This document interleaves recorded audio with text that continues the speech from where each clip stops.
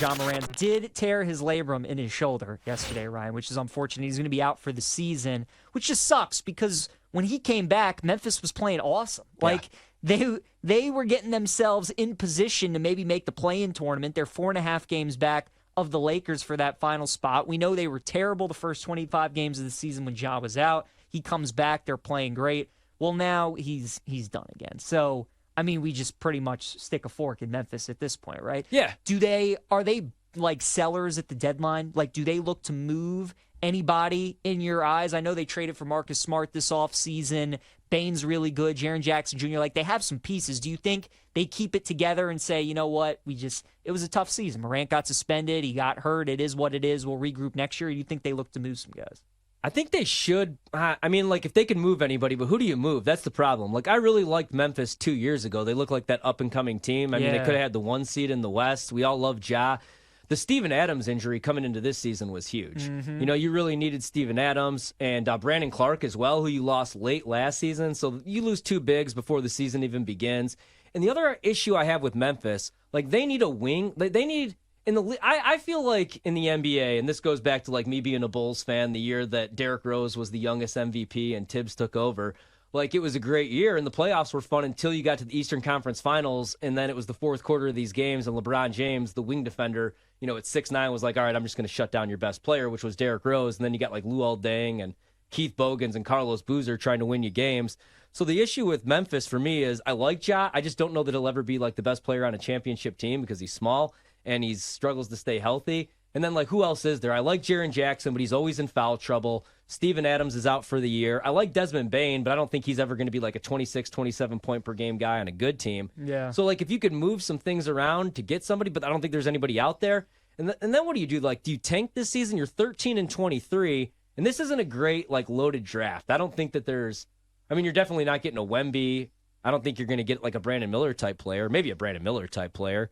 So I think they're kind of in basketball hell right now almost. Yeah, they kind of Especially in the West. Like, look at all these up-and-coming teams. OKC's not going anywhere anytime soon. Minnesota. If the Pelicans, like if Zion ever stayed motivated, I think that they could be a scary team. It's interesting. It's unfortunate. What about Tyrese Halliburton? He also got hurt in the game last night against the Celtics. They're calling it a hamstring strain. He's going to be reevaluated in 2 weeks. So what's crazy about the Eastern Conference right now, Ryan, there are 5 teams who are 21-15 right now. Yeah. So from 4 to 8 in the standings, you have the Heat, Magic, Pacers, Cavs, and Knicks all with the same record. And, I mean, who knows how long you're going to be without your best player in Halliburton. If you're betting the Pacers, like, would you look at a price for them to miss the postseason? You know, is that something that might interest you? Because they stink on defense. Yeah. And the reason they win games is because of their offense, and now they're losing their best player, who means so much to them on that side of the floor. I don't know if I would do that right now just because it's only, you know, they're going to reevaluate him, obviously. But if he's able to come back, I think that they might be able to make do in the East,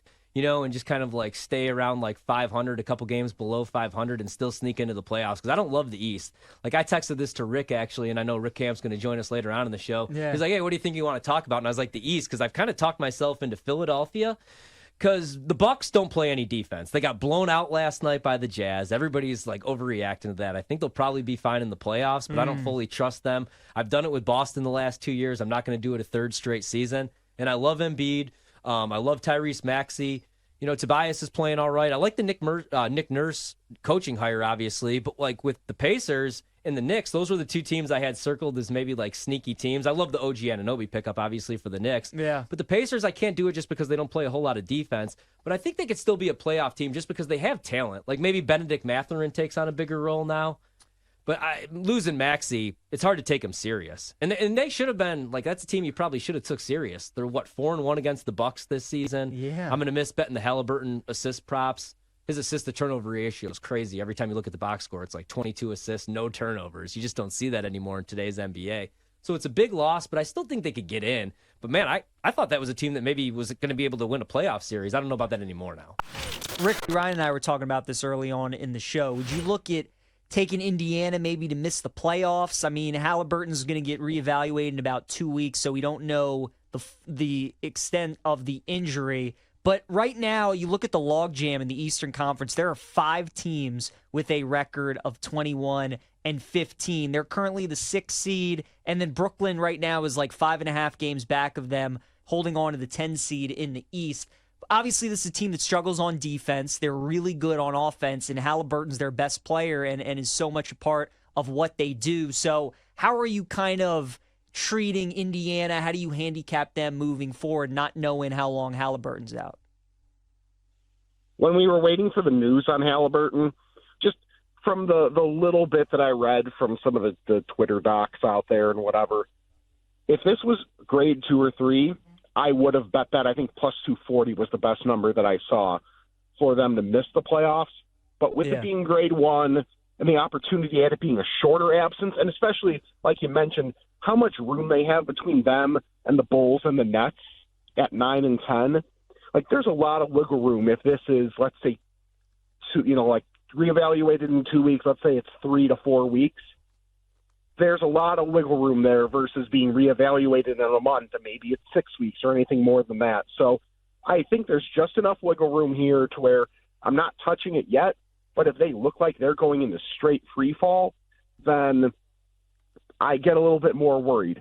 No one's going to be Halliburton, but at least they do have guards that are really good at distributing and can do a little bit of what he does. So it's not like they have to scrap what they do completely offensively and try and reinvent themselves, a lot like Memphis had to do without John Morant. I don't think they have to do that. So I think in a shorter-term absence, Indiana can keep themselves in those top 8 spots to where they at least would have those 2 opportunities in the play-in. And at that point, I'm not in on playing their miss the playoff number, at least as of yet.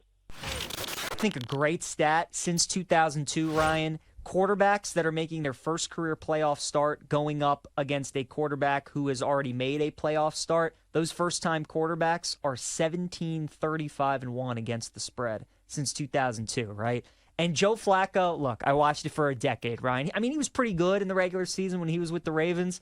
Come playoff time, outside of Brady, like there's really not many more quarterbacks I would want than Flacco. So what he's shown us with his time from the Browns, if he can continue this in the playoffs, like I think Flacco's going to play great. I kind of like the over in the game as well at 44.5. These two teams, they met on December 24th, so Christmas Eve. Browns won 36-22 with no Stroud in that game, right? Yeah. And we know the Browns this season, great defense, but the home and road splits, points per game that they give up at home opposed to on the road, they give up close to like 30 points per game on the road. So I think, man, with Stroud back playing healthy, he's just so good. Like you said, I kind of like that over at 44.5. I think the Browns are going to be able to score some points. I just want to take Cleveland on the money line. I really don't want to mess around with the 2.5 because I do think this is going to be a close game.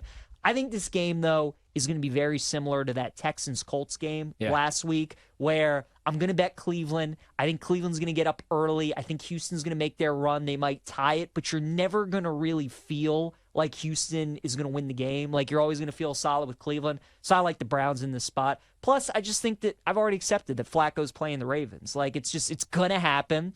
And I do think the winner of this game is going to Baltimore next week. I think that happens too, man. The crazy thing about him, though, like he could be 75 years old and just get up off the couch and still throw one of the prettiest balls in the league. It's a beautiful like, spiral. You know, that's the thing. And a couple months ago, like he tried out for he wanted to be on the Inside of the NFL show. He was just sitting at home waiting for this opportunity.